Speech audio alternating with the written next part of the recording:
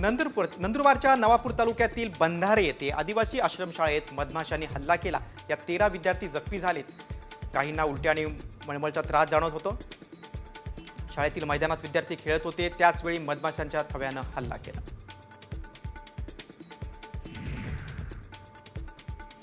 अहिल्यानगरच्या नेवासा तालुक्यात सरकारच्या जाहीरनाम्याची होळी करण्यात आली। महायुतीने निवडणुकीत शेतकरी कर्जमाफीचं आश्वासन दिलं होतं, मात्र ते अद्याप पूर्ण न केल्याने शेतकरी वर्ग संतप्त झालाय। तालुक्यातील ग्रामपंचायतीने निषेधाचा ठराव करत आंबेडकरांच्या जयंतीच्या दिवशी सरकारच्या जाहीरनाम्याची होळी केली।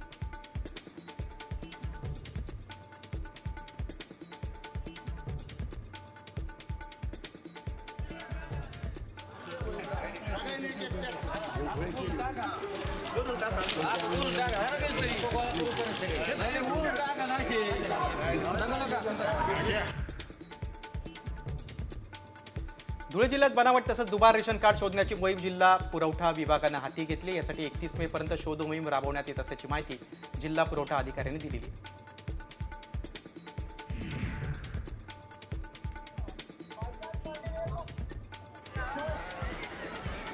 अहिल्यानगरमधल्या राहता शहरामध्ये वीरभद्र महाराजांचा यात्रेचा उत्सव पाहायला मिळाला।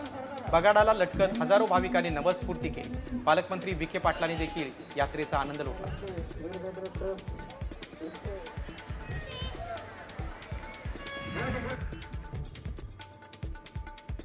धुळ्यामध्ये 42.2 डिग्री सेल्सिअस तापमानाची नोंद झालेली आहे। गेल्या 2 दिवसांपासून तापमानात सातत्याने वाढ होते, त्यामुळे नागरिकांना उन्हाचे चटके सहन करावे लागत आहेत।